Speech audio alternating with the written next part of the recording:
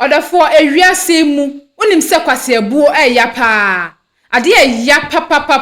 kwase abuo so bi enkonko bre onko ye adwuma ensam nanim fifire nye sika na okwabenane ade sima baako aba abaji sika yi unim se Agyapa enemi the story bi aba se wo kwasha asemi ameken wo beti ase paa ye emu aja nkasa kwase abuo aja abusuya yenkon story na mbra na obeti na meken ya se yie pa yenkon mbra sisi a obaye no na me de 120 ye de me de man no nti me de 120 man na akoye 165 million 265 million nti o ma na ofe me ka chense nyame adom kana ye de kana bedru nti ese nya number plate ye de boka no na mbisa se normal plate ni yese no se normal plate ni 8 million na mbisa si amadwuma ase fiti se me diska man madwuma ya de madwuma ase nti si amenko adwuma bia nti miniska no se mbọ modern ase ma modern nya ye mintu mfa ka ne de emfa ka ne mfa mpi na mpa mene na wako hu card na mi ko hu ka no na wuche na watwa picture bibia o mfo so na ayem yese mfo na ase na bakora mpo ye ne de papa ela de be si agasi na obe bo na nu de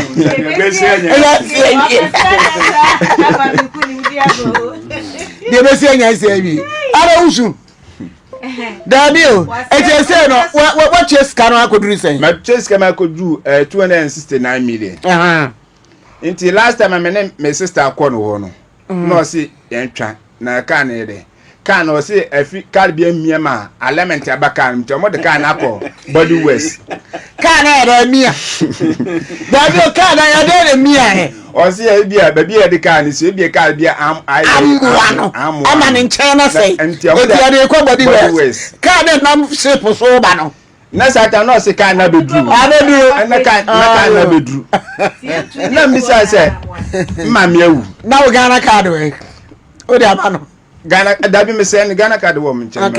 ma fa Ghana card o mama ewu nti mama ewu o so unim se mama wi na misua mbapa wi na misua nti unim ablabo me so menim obi a ba cha obo asam no ma ye ne yenko na ye ti se asam ni na nse ti se mi hu ba bi owo hwa na enwu ba bi obili wo ba bi owo ti sika no tu asen sika mi 269 million me de man nti last time ko na mama ko yekesi ni man mama na ne mama nya wuye nti mi hu obi ofre no mi fi ni mama ba mi krom ape no ka ofre me last this is the last time I'm in kasa no ka chen say me na makọ na mama wa akoye ni kesi ama na mama se me si wan fa mi sika amble me a obogbada o kasa asem wi na ka te no okay fiti wo anu no na ko na mama se sen ne mama na ni efe o se o mbe fe no ba me ntumi hu se bia sa time na ofe ne ba na one ne kasa se den hu efi o mantene ka bi ma ntene mama wi no na me fi se ye den a obeba nti me ne mapa akọ wamba na mkoye kumpe me de me na busuafo omo se ombe fe up to now ni nyantene nka edi say mbasa for say 2021 4 years case ya okay 2021 4 years ni wo mi u tene nka bi ni telephone number ho ni number no o fe enko nti ne ye na akotwa chip foforo amintumi hu nti ne ye na ye me fe ne ye na se me fe na ye se ni bu ye afu na yire ne bu afu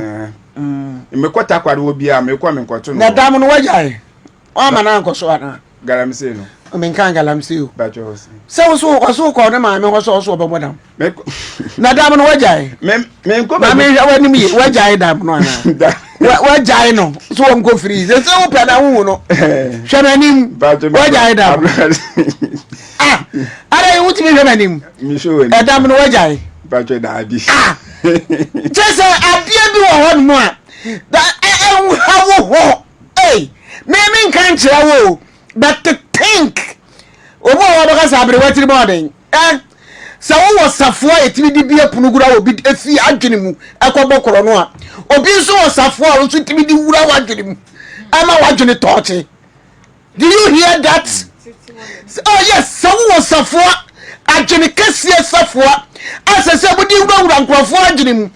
ama nkrofo adwene no echim no omudi skama mo a obi nso fa ho so nso benya adwene fo safwa no no so die wura wo so adwene mu ama wadwene atoche. What is that? Ya bre any the bi ka mo chi nkrofo sika sa adai ofa ya mo ma ya mwani na ho wate what the adwene ka sie ne bubu de no wo kan na na se hu fast se wo bo se ka na bedru number plate afei ka no ka bia mo nchem na nchen etu obo de ko na izi akoye de yi. What is that? Tini pani kan sa asem ni na no ade na anya fast Abrewa satam na skani na kodi nu ho anye na skani na kodi nu ho awi o de ko twen ye be ma kibi ofra no ne wife so na baby I ya kwa hwe ma mi sa gan no mo beba na you know ori na ho be ba chawo ye be frɛ no na mama papa yi mransa aha transe papa yi mransa ne enya adwuma bi enten bi ne ayi so baba ha na efense judgment na case ni say na asan aka na dia me tam anya hwe nyame wo ho ye be ye apostle yanko Abrewa me shase mfiri case ya ye de ewie Mr. Tukuba edi so se wo hwe anyame anim na me ba cho yanko Mr. hello Ebe se wo hwa na ka Mr. Tukuba nko ya ma bamu obu kakra chese ne kasa ne krom ni hello Ebe what do you say? Hello? Assembly man. Yes. How are you? I'm doing good. Okay. Where there anya bone nanso no eye nkomodie bi ne yebedie. Me wo kuma se ye frɛ me Abrewa guy. A me wo Agyapa TV. Na papa atubiga na aba ha no mo. John atubiga. Wo se wo de ne ba Isaiah ka de ne tu me oboa. Ka wo boa sanke be fa ni soja adwuma eti no sabi se ba wa no nyina de ye ho gigi mu ama o ma odi sika bi e by 200 million nyankopon se yen kan sie miensa ne ba ntimi nko soja no sika no still no yi nya soja ni mfa ma wo sawa o se e wo soja ni wonti ne ba dibora akura ni soja ni yakasa na sika no sie miensa ache na ya boya ho modern ni soja ni na kasa wasi sika no wade ma ho na fama papa yi Osi odi sikina mame. wasi wade be ma ho fra no na won fa sika ni nsando na fa papa to biga sika e ma no Yo mba fra na sisia. ti be ba cho fra ni sisia na ya no ya be sa fra o be 30 minutes ya why Yo me da na se. papa no wa hanu mo ne ho mfa no kura wo hia sika no me sra mo pa Yo me da se. me so me da se pa e be nyame njira o oya fo mpacha Ti Abrewa se ne ka no na Mr. Atuguba wonya ne nua na one ne kasa ba wa otimi ho se na me nte kasa no but se de na esekro na oye mreba Mr. Atuguba no oye mreba ose obusa no owie ye sesi obusa ose mekura se o kana na ye mawe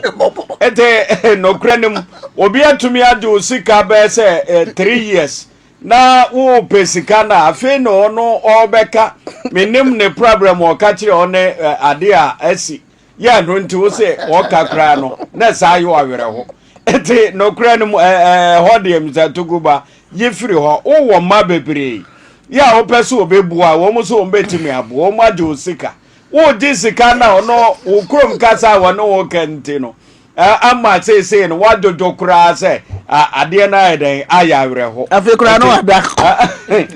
wo fe mu dai se ye busa ne se o kasa na Mr. Tuguba kasa afi do ti le me koso no munya ne no nti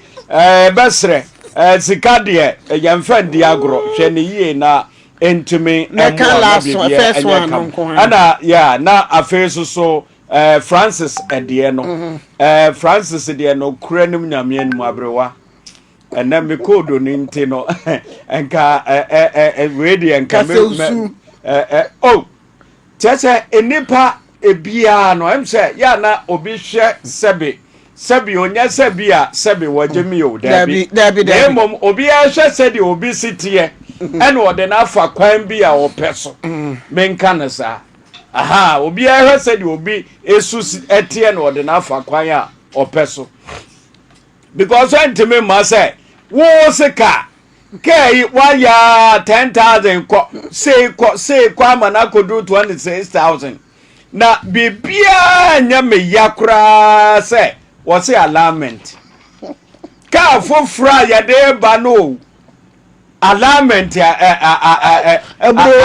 abam eno nso anu asam wo send ne sika ei eti wontumi Ghana how my Ghana ye wontumi mfaka na wo se baabi a wo no enano se masori babako o travel na Abrewa University ne tawo so ibi wo bi etimi ayanya ne number and wa send bills no ne normal owo ene otwa normal ewo mu eto oye so odisika no ko turu nkomo bi no osusu ho trem anam se memphis ka no ko ne ekọ Accra ho wo kodura Accra friend wo de me ba me bi abefa me yesei eno ano no eti go send scanner na nke no ano no otumi atra ho fa se bra ka no ba yesei we ya yesei na wa yo sa 260 million all cities no kura no da me enim ya ade a ha adwen pa na the American say mo obi bia de sua ade se enne sebe obi na ball no nyo se gidi asa enti wo ya ade a no wa ye careful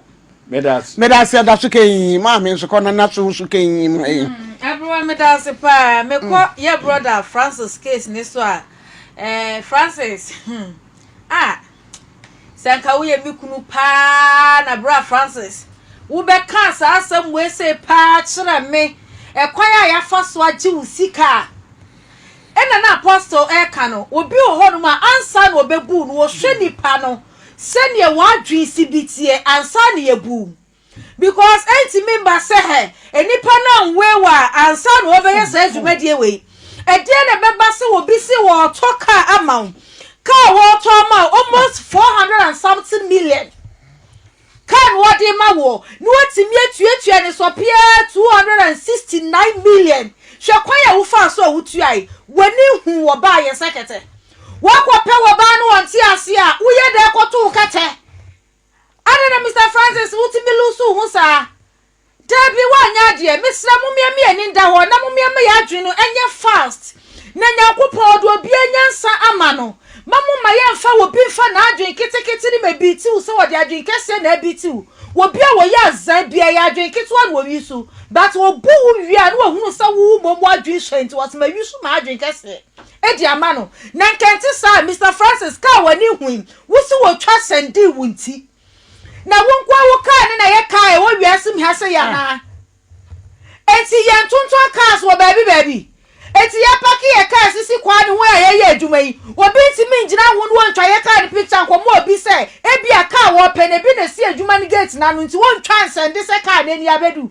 mo me ya adwu ni nya adwuma ye ka ho bi na ye brand ko fo bebre azafo ye bubu ye no de bia ye ti TV so ka bonko fo ye chi na so aha ye nya ye adwu se ye beti ade efuo na bre bia times wo be won ko fo ye buo mo no mo ye sika ni brefo mo pad fofulele wo woni tuasa ade ni buo nye se kola ne buo ye yi 40 something million kola la buo almost 1 something 2 billion no obi so de ma wo se na hwe ha wa didi sika re kra no e wo so mo adwen ye fast ka ba bedu wo na wo se wo ko number plate na wo hunu se number no wo be register na this year and also next year because yet me yi ka free outside the bar ni atwi number plate ni sa the next year no no register ne mo no eti ye wo na ye wo dia and then one country ne say en register me ka ma me na for ma dia ma me na wo hunu se wa adwi mu da wo no to bibi so a one kaso wa hunu se wo ye ne wabu wa maka esiwa entu watimi afro se ka ni so amoa na wo so wa giedi ye nua be ma yesra se wadwen so a enso nchen wo bia wono no wade wadwe bi ti na Agyapa Afutuo wontimi fa adwen ni bi ti e baby biala waje ye brother Francis Sika na yesra fabra obi se obilibio se hwanhwane fasika ne bra se nyanto a enyanto ya wo ye krofo sansani pa adwen na wode nam na wo bu krofo no wontimi fa me yeso waye lusa mo waje ni sika ywe nemom ye de ye beji sika ne de ama no ye be mana huru ni mistake so me ba mi papa ya asem so kakra eja John me chese ne kwa wo ye wo se ai na watimi ati ase because wo hunu krom ni enipa so ne kasa wenti mi anka asem panchira edru TV so no ba be dada mo na muni mu kasa mo ka wa mu wani agye ama ne se yo wate wanim wo eya assembly member ne wanim no honorable member ma menka asem mo nchira honorable baby biara wuti enka bia yesra di hu ni wate na assembly members no mu binom mu ya gum wani mu ase dada assembly members no mu binom mu gum wani mu ase ebi wo ho no ma ye num asem andi chese me assembly member bia minim no wo fo ase nya asem ketwa chese mo ma ye die woni na ebi ntimi nso ye nyina ye so die nti na assembly member wadi papa ye nim se wo pe so jama ne ba na se anya yi ahwe na pe kwa ya be fa so agi sika na ma ne what is sanfo a se bawa o se hwan na ekeka isa wono no wanim no ya wonu wanim se ya wonu wanim no na so akasa asem we dia ne honorable baby a wugina ye ye no ba be sie nipa na kwan ya be fa so papa ibe hunu bawa na gi ni sika ma no waje dia ma no ye yimu se mudi domani ma ya mo hwe na mo nya de etene fata efa mo edom no maye me hunu se ye hu yanka ya metu oba ma say your time ensa fa ye se kan jona ya da se hallelujah amen ya da se oyafo mo fa tense mi anye oyafo sabre papa no assembly man ye friend no o se ofre papa no tete bi ni si ye sori ni ye ko inside ye be friend no se wone papa akasa na papa ni so ni obi ya sikada na Mr. Tubiga nko obetena court wa be kan asem am ye nyina ye ho apopo no o so wono de soja ni na asem no a wo kan o san ye ne mo bo etino ya mompa ye se me de bia de na me kasa no fofo no o mododo wo mo sabi nka ya num bia ka yese nka asem anka obeka kro obeka so onim ne ba bia nanso wone na kasa ma papa ya reho aka no wanya gidie sa de nsa beka ni sika eti ye nyina ya de gidie mpaebo onya da fo ya kwhwe video na aba we de me gidi pa ye se wo hye ni ye na wotie ni ye wafa Afutuo ewom se won sisi wonyonko umu nyonko kwasea buo enye ubu nyonko kwasea obenya esunsunsanso se wo yo obi a sa de we otai a wo hye video mi gidi se wafa Afutuo ewom kwasea buo betumi ama sunsanso bebre aba oso eduabo chese nsem bebre ewo ho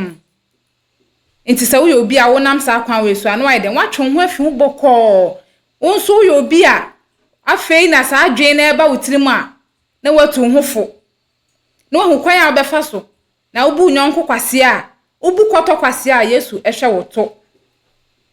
nti ni esua ade e de afasa story we hu eya akoye se obi wo ho hye ne sa keke se e de abeto nti na o hye ne sa keke onsua aba onya Afutuo bia enfemfrim wote sa na me tufu se obe de obe sakra obe hye story no no watie mu yie na wafa Afutuo wom na wode etu anamon nye sa de a obe hye ne sa amane a obi ekom no kwase ebu a yebu obi no ebetumi ebi betumi ato ewo wabrabom enti me yenkoso a ne yensua ade yempenhwehwemu yenti Afutuo ne yemfa mobra orafo story we die ne akoya ne Afutuo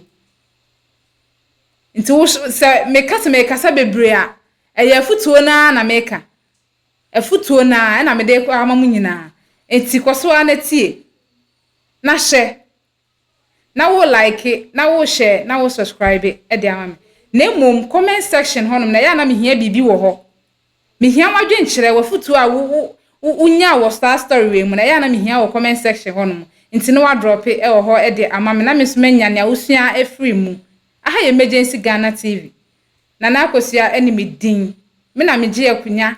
na me dey story we e ba wa kwan mu ebusua that's an answer so e share biemu makra. Have you ever tried to buy something online only to get scammed, or have the seller waste your time, or maybe you're a seller who spends hours preparing an order only for the buyer to cancel last minute? We get it. That's why we created Copland, a simple, secured marketplace designed to protect both buyers and sellers. Copland is here to end their frustrations with a reliable solution. Our team noticed that a lot of people are either being scammed or losing valuable time and resources due to unregulated marketplace practices. So we built Copland to tackle this problem. So Copland uses a secure payment method known as escrow, which keeps payment safe until both the buyers and the sellers are satisfied with the transaction. Here is how it works. When a buyer orders an item, the payment is held securely, meaning the seller doesn't get paid until the item is successfully delivered. The seller is notified and can accept or decline the order. If accepted, they reach out to arrange the delivery. Once the item is delivered, the seller marks it as delivered. So from there, the buyer has 48 hours to confirm they are happy with the product or to request a revision if there is any issue. When the buyer is satisfied, they accept the order and the funds are therefore released to the seller. If no action is taken within 48 hours, the order is automatically marked complete and the seller will be paid. Copland is here to build trust in online buying and selling. With our escrow system, both buyers and sellers can feel secured, knowing their time and money are protected. So why not try Copland for your next online transaction? Visit us at www.copland.coplandtechnologies.com.